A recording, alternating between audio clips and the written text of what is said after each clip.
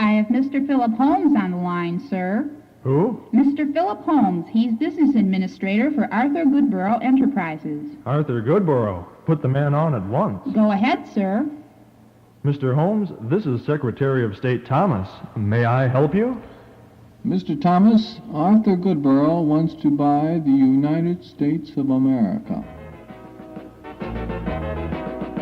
He's willing to pay every American, man, woman, and child, $100,000 outright to buy the United States? That's what Holmes said, Mr. President. Where does somebody get money like that?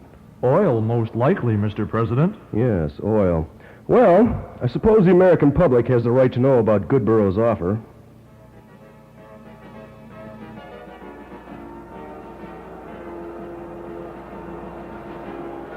That's $100,000 for every American, Mr. President? That was Mr. Goodborough's offer, yes. What are the terms of Goodborough's offer, Mr. President? As I understand it, they're pretty much the same as a straight property transaction, except, of course, everybody would be allowed to stay in their homes. Mr. Goodborough's only stipulation would be that people keep up their houses and lawns, etc. Mr. Mr. President, what if your house and property is worth more than $100,000? I suppose that would be a concern of you high-salaried reporters.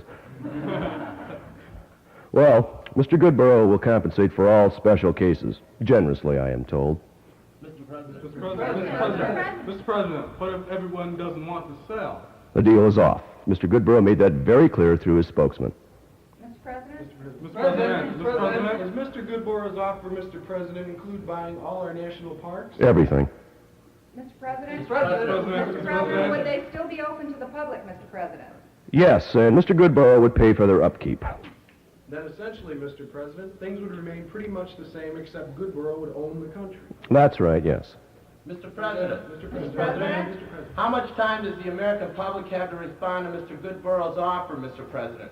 Midnight, July 3rd. Mr. President, have you talked to Mr. Goodborough? Mr. Pearson, it would be easier for me to take counsel with Abraham Lincoln than to talk to Arthur Goodborough.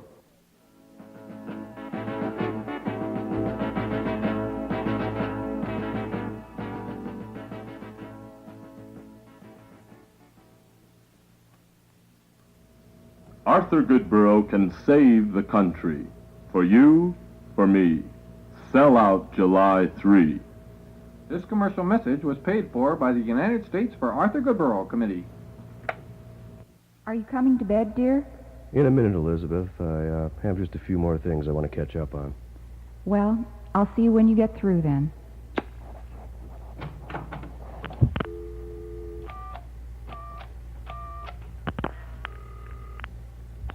Can I have the number of Goodborough Enterprises?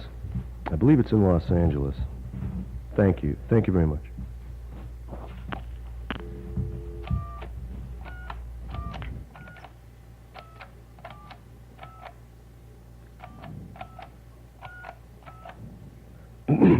I know it's late, but I wonder if I could somehow talk to Mr. Goodborough. It's very important. Oh. But it's really quite urgent. But I'm the... thank you. Anyway.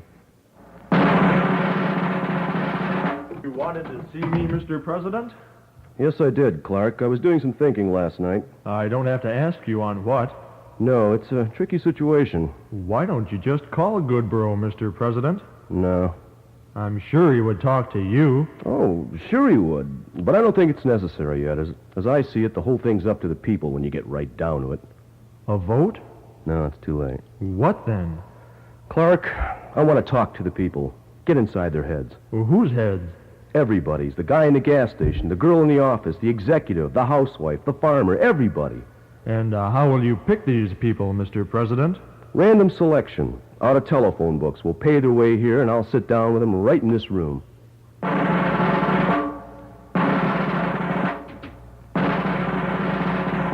President, Mort Willens.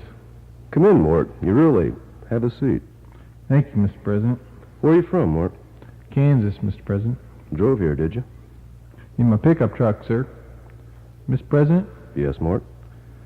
Mr. President, I want to thank you for asking me to come to Washington. Mort, I want to thank you for coming.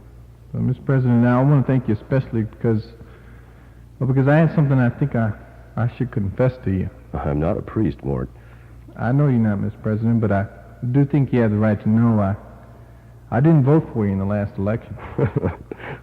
That's nothing to be confessing, Mort. This is a free country. That's why I came when I got your letter, Mr. President. I wanted to stay a free country. So I want to thank you from the bottom of my heart for inviting me. Glad you could come, Mort. Mr. President, the rest of the committee have arrived. Show them in.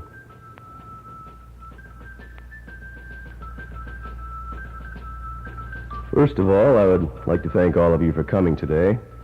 I don't think I have to impress upon any of you the gravity of the issue at hand. Arthur Goodborough has offered to buy our country from us. He's willing to pay us each a sizable sum for our stock in America. Needless to say, the total amount of money involved is gargantuan. We have investigated. Mr. Goodborough has that sum. Considerably more, in fact. At any rate, it will be up to us to decide if acceptance of his terms would be worthwhile and beneficial to the common good of all Americans. We have until midnight tonight to make our decision, and since I suspect that the 11 of us will be spending the better part of the day together within the confines of this room, I think it would be good for all of us to get to know each other. Mort, we'll start with you. Name, city and state, and occupation. Mort Willens from Preston, Kansas. I'm a farmer. Dr. Jefferson Porter, New York City. I'm a high school teacher there. David Chakris, bank teller, Seattle, Washington. Philippa Carmelo. I live in Memphis, Tennessee. I'm a grocer. Gloria Freeman, Chicago. I'm in advertising. Shirley Rhodes. I'm a student at Florida State University. Leo Vasquez. I work in a car factory in Detroit, Michigan. Paula Ferguson. I'm a housewife from Dallas, Texas. Mike Forrest. I'm from Long Beach, California. I'm a telephone lineman. Chet Carson, Washington, D.C. I am unemployed. I think all of you know me. I hope you do, anyway. Well, would somebody like to start the discussion? Please give your name again when you first speak. Philippa Carmelo, Mr. President. I don't want to sell. I own a grocery store and a little house in Memphis, like I told you. I like my store. I like my house. I like my country. I love my country very much. David Chakris. I love my country too, Mr. Carmelo, but I believe we should consider Mr. Goodborough's offer. Federal funds can't bail the cities out of their financial straits. Perhaps Goodborough can. Mr. Chakris, I build my store with my own hands with the bricks and the cement I pay for with my own money. Money that I worked hard for and saved. And if someday you're in Memphis, Mr. Chakris, and you drop into my store, I will wait on you, nobody else. I think self-help is fine, Mr. Carmelo, but some people are not capable of helping themselves. That's why we have such things as ADC and welfare. Welfare, that's what brought the country down, welfare. Lazy people living off the taxes we pay from our hard-earned money. I agree with Mr. Carmelo. Oh, I'm sorry, Mort Willens. I just want to say I agree with Mr. Carmelo. Paula Ferguson. I agree that the welfare system in our country has been abused, but the system was designed to work. Maybe Mr. Goodborough would be able to see that it did work. I don't know. Gloria Freeman. I don't know either if Arthur Goodborough would be capable of making the welfare system or any of our other policies work any better than they do now.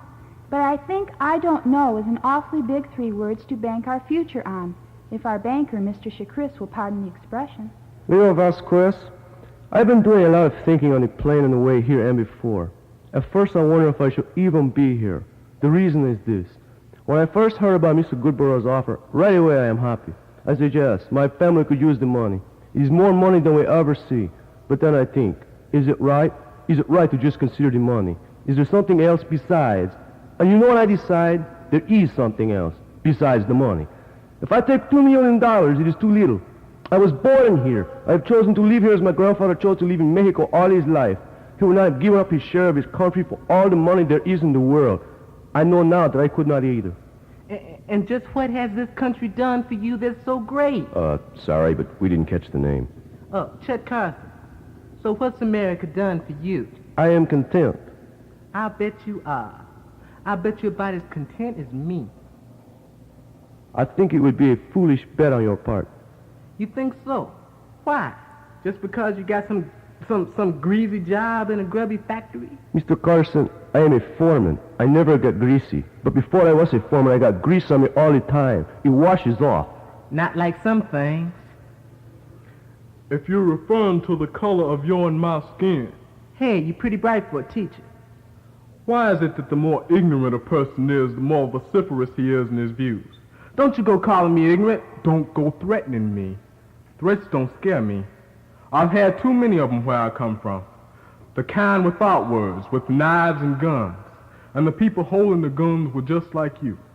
Embittered when they didn't have the right. Forever claiming that they were never given a fair shake when they didn't know the meaning of the term. The first ones to take and the last ones to give. Just what have you done for this country that gives you the right to be bitter? I'll tell you what I've done. I've done time in Vietnam. 18 months in a jungle hell. 18 months of living from breath to breath. One minute I was joking and laughing with my best friend, Cornell Jackson. And the next minute, I couldn't recognize him for the blood. His face was like a box of tomatoes that had been run over by a truck. Which one of you here can say that you've had a loss like that? I can. I lost my brother in Vietnam. I was sitting on my back porch when the news about Goodborough's offer came over the radio. The first thing I did was bust out laughing. Well, I thought it was the silliest thing I'd ever heard. Somebody trying to buy the United States of America. But it's funny, the next thing I felt was angry. The kind of angry you get when somebody trespasses on your property when they got no business being there. And the more I thought about it, the madder I got. Somebody trying to buy the United States of America, our country, and somebody trying to buy it from us. Not take it from us by force, by war, but buy it from us. It made me sick. Shirley, Rhodes, is it? Yes, Mr. President. Well, we've gone on about 2 hours now, and you haven't expressed your feeling on the matter yet. I've been listening, Mr. President. And sketching, right? Uh-huh. May I take a look at that? Sure. Why, it's the people in this room. Very good, too.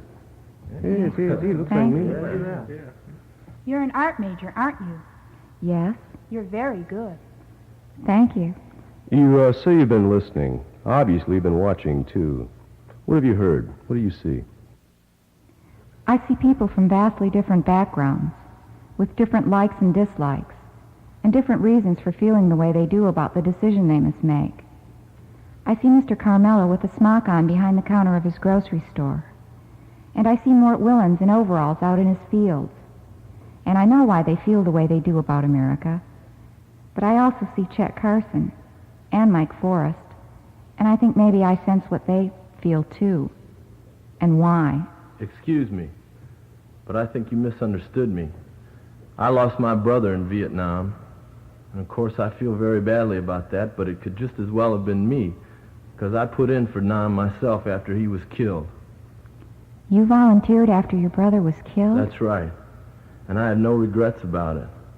At the time, it seemed like a better idea than burning my draft card or waving a peace poster in the air. Sure, looking back now, it was a senseless war. What war isn't? But I think our intentions were honorable when we first got it. I can't speak for the motives of big business. I can just speak for the little guy, which is what I am, and which is what I suppose all of us are when we were called here today. Which, I guess, is the reason the 10 of us were called, and not 10 famous people. At the risk of sounding like I'm standing on the back of a campaign car, to me, there's no such thing as a little or a big guy. An American's an American. If that's corny, Mr. President, then I'm on the back of that train with you. Anyway, I'll get off my platform about Vietnam. Those are my feelings. I have some friends who are over there with me who feel pretty much the way Chet does about the war. Hell, as far as I'm concerned, the war didn't really start for me until I got back to the States. That's right. I think I could have taken Nam, even my friend's death, if I'd been able to forget. But I couldn't get a job, a decent job, if I got down on my knees and begged for one. It seemed like nobody back here didn't give a damn where I was. Hell, they didn't even know I was gone. And as for my friend, I believe I could have carried him to those interviews in a rubber bag and plopped it down on the top of their desk, and those people wouldn't made out like they didn't even see it. Yeah, I could have taken the war, but it seemed like it never ended for me. You know, son, that makes me feel real bad. Look, I'm not looking for pity. I know, it's understanding you want, and I think you got it today. I know you got it from me. Yeah, when I think of how different it was for me when I got back to the States in '45. Heck, when my friends and me came back to our town in our uniforms, everything was decked out so pretty, in red, white, and blue. And they threw a parade for us, and a picnic like nothing you've ever seen. I tell you, it choked us up. Here we were soldiers. We were supposed to be fighting men with nerves of steel and all that stuff. And we were crying like little children. Yeah, people were proud. There was nobody bigger than a GI then. Folks would have done anything for you, anything. Now when I think of what's happened, how so many people take America for granted and say the ugly things they do about it, I could cry all over again. Mr. President, I move we take a vote right now on what do we want to do. Well, I must say it's a little earlier than I expected. It's only 2 o'clock. But if no one objects, all right then, we'll go around the room the same way we started. Mort? I guess I just gave my vote, Mr. President. No, I don't want to sell. Mr. Porter? No, Mr. President. It's taken us a long time to come as far as we have, and I see no reason that we should stop now. Mr. Chakris? Mr. President, I came here today thinking Goodborough might be the solution to the country's problems. Now I know we ourselves are. A no vote for me. Mr. Carmelo? Mr. President, if I ever see Arthur Goodborough on the street, I'm going to tell him, no. Miss Freeman? Mr. President, when I saw that commercial on television, the one paid for by the United States for Arthur Goodborough Committee, I said to myself, that's absolutely the worst TV commercial I've ever seen, and the most ridiculous thing I've ever heard. Sell out July 3. No, an emphatic no. Miss Rhodes?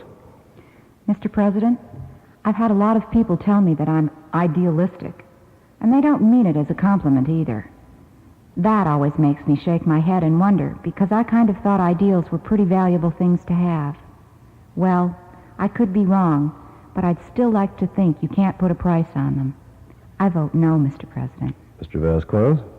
Mr. President, I would like it very much if you tell Mr. Goodborough to keep his money. Mrs. Ferguson? I vote no, too, Mr. President. When I came here today, I was like Mr. Chakris. I really thought we should consider Mr. Goodborough's offer. Now I'd be ashamed to tell my children that. Mike? I'm afraid, Mr. President, I never really gave it much thought. No. Chet? I guess maybe I am ignorant like Mr. Porter says. Because I haven't given up yet. I vote no, Mr. President. All right. Well, I guess I'll call and tell Arthur Goodborough our decision. But, Mr. President, what about you? Yes, Mr. President. How about your vote? I said our decision.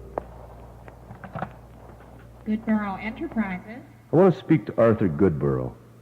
Tell him it's the President of the United States of America.